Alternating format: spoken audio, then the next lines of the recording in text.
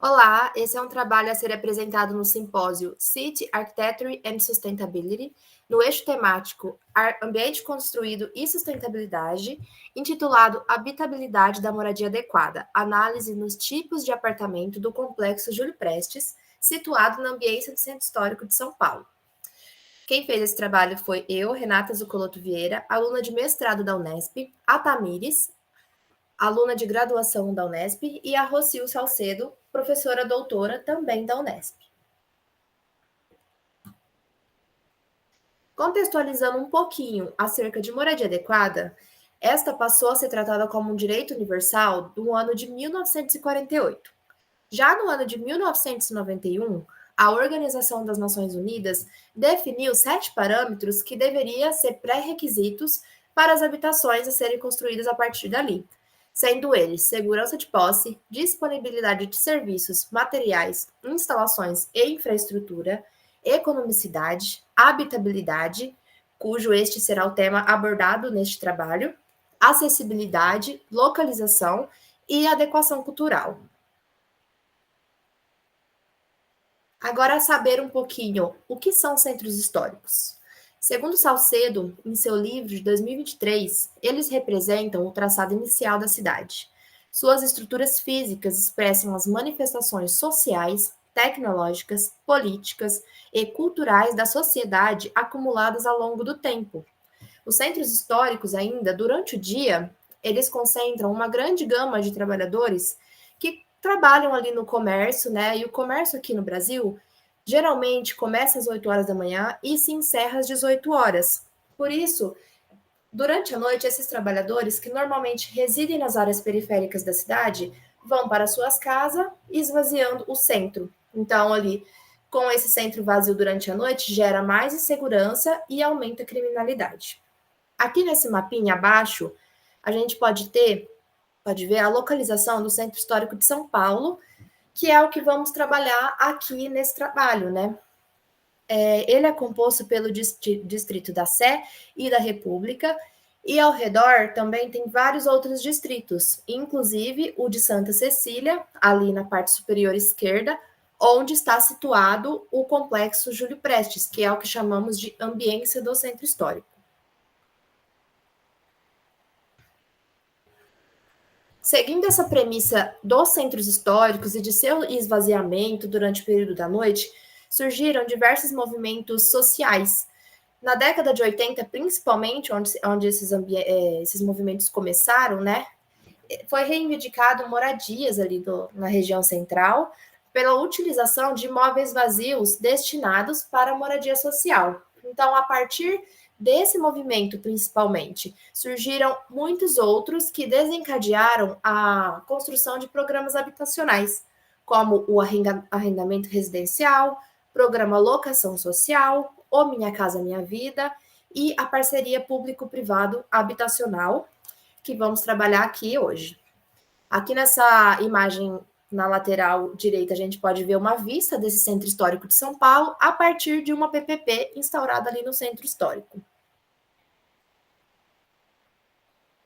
O Complexo Júlio Prestes, objeto de estudo deste trabalho, ele faz parte da Parceria Público-Privada Habitacional, que aqui nós vamos intitular de PPP Habitacional.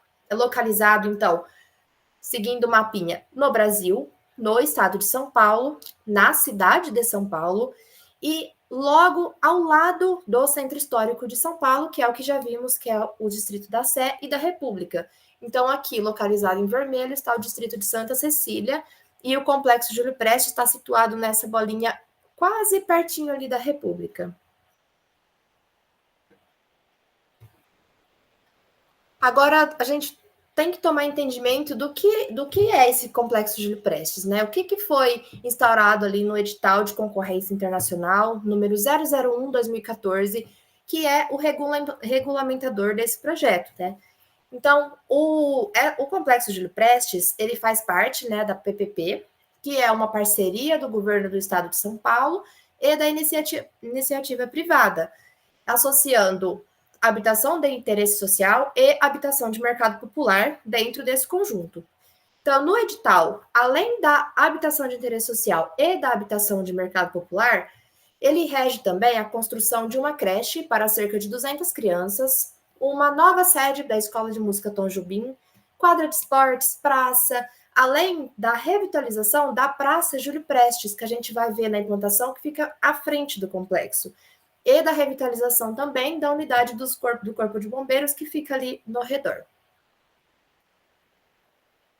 Aqui na implantação, a gente pode ver, né, a quadra 49, situada mais abaixo, contendo 5 torres de habitação de interesse social. A quadra 50, acima ali da quadra 49, ela contém 2 torres de habitação de interesse social e habitação de mercado popular. E ao lado a gente pode ver a Praça Júlio Prestes, que é aquela que eu falei que foi revitalizada. Nesse trabalho em específico, nós vamos trabalhar especificamente com a quadra 49. Por quê? Porque ela concentra a renda para famílias até de R$ 810 até R$ 4.344. E enquanto a quadra 50, ela concentra uma renda um pouco mais alto, que é isso que a gente chama de RF, né, descrito no edital. Então, a quadra 49, ela tem esse feixe entre RF1 a RF4, que é uma renda um pouco menor. Vale lembrar também que esses valores foram descritos no edital, né, feito em 2014, então pode ser que esteja um pouco desatualizado, mas a gente vai seguir essa premissa.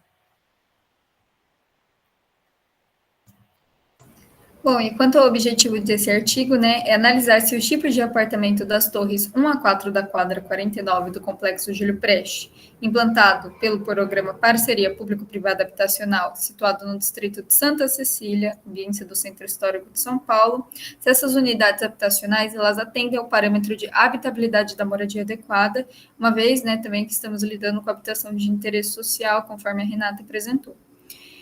E a metodologia para análise dos critérios da habitabilidade, que são lotação, tipos de habitação, materialidade, conservação e conforto térmico e lumínico. Para a lotação e tipos de habitação, nós utilizamos o anexo 2 do edital de concorrência internacional, número 001 de 2014, em que dispõe de diretrizes técnicas executivas para o dimensionamento dos ambientes convencionais da habitação, cruzando informações com o que é apresentado pelo Boeri, em 2004, em sua tese sobre ergonomia da habitação, de modo a ter um parâmetro arquitetônico, né, de avaliação do corpo no espaço.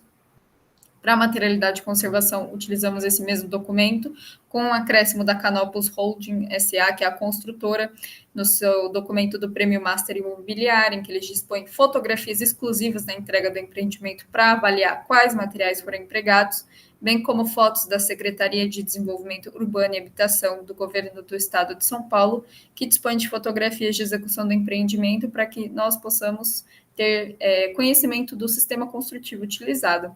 E no conforto, acústico não foi avaliado, né, em função da impossibilidade de se simular, por não ter um memorial construtivo dizendo quais acabamentos foram utilizados internos à vedação, mas para o térmico e lumínico usamos a Carta Solar da cidade de São Paulo, extraída do software Solar, feito pela Universidade Federal de Santa Catarina, em acréscimo com o que é utilizado, o que é recomendado, né, pela BNT-NBR 15.220, parte 3 de 2005, que diz respeito de desempenho térmico de edificações com diretrizes construtivas para habitação unifamiliar de interesse social.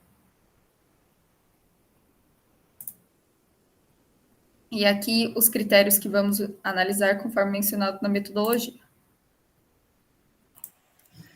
Analisando o critério de lotação, seguindo então a estatística da SEAD no distrito de Santa Cecília, contém mais ou menos ali 8.900 habitantes, 900 habitantes.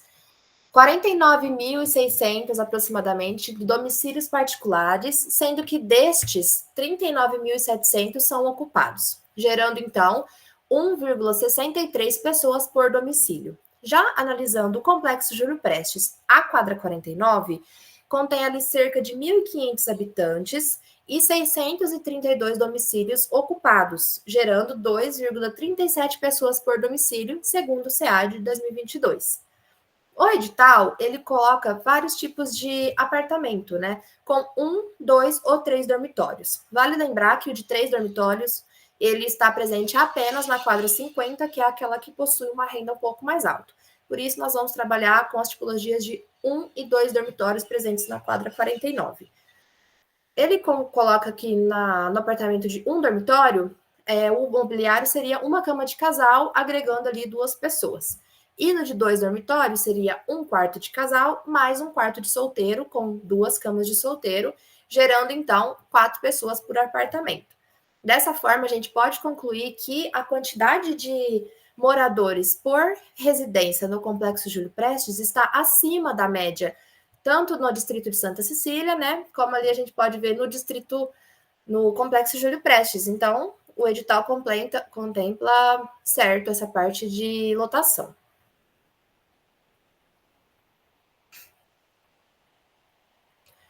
No que tange aos tipos de habitação, esse mapinha na parte superior direita, que está colorido de azul e amarelo, ele representa a planta tipo de um dos pavimentos dessas torres, né? Já que as torres de 1 a 4, elas são idênticas, então elas possuem a mesma tipologia. Em azul, a gente pode ver os apartamentos de 1 dormitório, totalizando 3 por pavimento, sendo que um desses é totalmente acessível. Então, a gente pode ver também que o edital tem essa preocupação com a acessibilidade. E representado em amarelo, a gente tem os apartamentos de 2 dormitórios, né, totalizando 7. Os apartamentos de 1 dormitório possuem 35 metros quadrados e o de 2 dormitórios possui 41 metros quadrados, né? Então, totalizando 10 apartamentos por pavimento. Aqui nessa tabela de área útil dos apartamentos entregues pela construtora, a gente pode ver o que foi entregue, né, em relação aos estudos de Bowery, se está coerente ou não com a área útil de cada ambiente. A gente pode reparar que apenas a sala de estar e jantar do apartamento de 1 dormitório é satisfatória de acordo com os parâmetros de Bowery, já que ela possui 13 metros quadrados, enquanto Bowery especifica que o ideal seria de 12 a 15. O restante dos cômodos estão considerados como precários, estando ali abaixo do índice colocado por Bowery, e apenas o dormitório casal de ambos os apartamentos e a sala de jantar do apartamento de 2 dormitórios é considerado regular. Então, ali a gente tem mais ambientes precários do que satisfatórios nesse conjunto, né?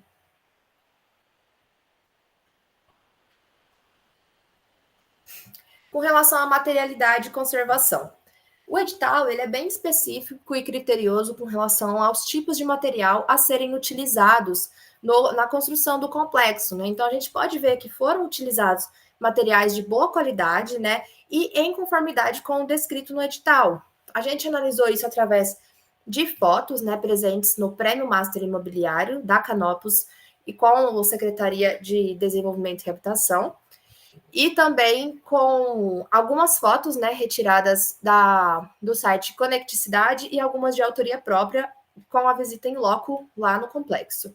Então, com relação à estrutura e vedação, a gente pode ver ali pelas imagens disponibilizadas pela Secretaria de Desenvolvimento Urbano e Habitação, que foram construídas em aço e bloco estrutural, em conformidade com o que foi descrito no edital, as lajes em concreto moldado em loco, guarda-corpo metálico nos corredores, a cobertura é de telhado metálico com platibandas, os revestimentos têm as paredes internas com pintura em tons claros, agregando também ali um conforto lumínico maior, né, por esse ambiente ser todo branquinho. Externo, pinturas em tons terrosos, como a gente pode ver aqui nessa imagem do prédio externo, aqui na direita. Áreas molhadas revestidas até o teto com cerâmica branca. Então, lavanderia, cozinha, banheiro, são todas revestidas nesse material. As janelas no edital coloca, né, que devem ser de correr, de alumínio ou maxinar nos banheiros. E a construtora entregou realmente o que foi descrito. Os pisos em porcelanato e as soleiras em granito, como podemos ver nessa última foto aqui, disponibilizada pela Canopus. Bom, e o que diz respeito ao conforto térmico e lumínico, né? Na análise de ventilação, antes de tudo, a gente precisa considerar o clima de São Paulo, inserido no estado de São Paulo, né, a cidade. que é um clima tropical com verão quente e úmido e um inverno frio e seco. E segundo a plataforma Progeti, né, que é a parceria entre a Universidade Federal de Santa Catarina e o governo federal, São Paulo, a cidade, sofre majoritariamente ao longo do ano com desconforto por frio, sendo 63% do ano com desconforto por frio, tendo esse pico no inverno. Então, tendo essas condições climáticas, as estratégias apropriadas segundo a norma é o aquecimento solar passivo, ou seja, permitir sol durante o inverno para garantir noites mais longas, a inércia térmica com vedações internas pesadas, o bloco de concreto atua bem nisso, e a ventilação natural média e cruzada para ajudar na dispersão, né, do calor durante esse verão quente e úmido. E na análise de ventos, em função da escolha projetual em manter aberturas entre os corpos edificados e ter um bom direcionamento virado para leste e sudeste, que é onde vêm os ventos predominantes da cidade de São Paulo, o complexo, as quadras, né, as torres de 1 a 4 da quadra 49, elas são bem ventiladas, criando unidades habitacionais também bem ventiladas, permitindo essa ventilação cruzada nesse pátio interno. E os corredores cobertos, eles também atuam como uma ótima estratégia de contenção das chuvas torrenciais, né, que com o vento podem incidir sobre as unidades habitacionais, com exceção da fachada nordeste, que carece de um elemento de proteção nesse sentido, em função do fluxo de ventos. Na análise de conforto térmico lumínico da parte de insolação, nós utilizamos a Carta Solar de São Paulo, com simulação pelo software solar e algumas análises, né, feitas à mão mesmo. A fachada nordeste, nós vemos que ela recebe sol da manhã durante o ano todo, mas ela é um pouco fria durante os períodos frios, que no caso o inverno e os equinócios de outono e primavera. Então ela precisa de uma estratégia de inércia térmica, e aí que entra o bloco de concreto para garantir o calor interno, e porém tem um bom direcionamento dos quartos, que ficam todos voltados, né, para fora, recebendo um sol da manhã muito bom e um pouquinho no início da tarde. A fachada noroeste, ela sofre variações muito longas de insolação, mas ela é sempre afetada pelo sol da tarde até o sol se pôr, o que pode ser um benefício no inverno, nos períodos frios, mas um malefício durante o solstício de verão, dependendo aí de estratégias tanto de sombreamento quanto da ventilação, né, para dispersão do calor. A fachada sudeste, ela é mais ineficiente termicamente por frio, porque durante os períodos mais frios, ela permanece longas horas sem insolação, e durante o solstício de verão, ela é um pouco mais eficiente térmica e luminosamente, mas ainda assim ela é fria, porque ela é virada para uma parte que pega muito pouco sol e é onde tem majoritariamente a entrada dos fluxos de vento, né? Então ela é fria, escura e possivelmente úmida. E a fachada sudoeste é a que recebe insolação exclusivamente do período da tarde ao longo do ano. E, consequentemente, durante o ano todo, tem uma privação da iluminação natural durante o período da manhã, o que representa possivelmente um malefício para os quartos, né, que comumente precisam desse sol da manhã. E tendo análise de todos esses critérios da habitabilidade, do parâmetro de habitabilidade, né, da moradia adequada, o critério de lotação, a gente percebe que ele é satisfatório, porque ele atende acima da média do que está disponível no distrito e que hoje habita o complexo Júlio Prestes, conforme apresentado pela Renata, com informações coletadas do SEAD e do edital dos tipos de apartamento. Dos tipos de habitação, majoritariamente, pelos critérios de Boeri, os ambientes são insatisfatórios, não sendo ergonômicos. Porém, segundo o edital, eles são completamente, né, satisfatórios, o edital fornece medidas bem mínimas por se tratar, né, de um projeto de licitação também. A materialidade, ela é satisfatória, a construtora atendeu todos os parâmetros de boa materialidade e conservação. E no análise de conforto, a fachada que tem o melhor conforto térmico é a fachada nordeste. A que tem o melhor conforto lumínico é a noroeste, porque ela tem mais insolação ao longo do ano inteiro e ao longo do dia. E a mais ineficiente, tanto termicamente quanto luminicamente, é a fachada sudeste, né? Que é a mais fria, menos iluminada e muito bem ventilada, criando então esses ambientes frios. E essas foram as nossas referências para análise tanto teórica quanto a análise dos critérios de maneira mais técnica. E obrigada.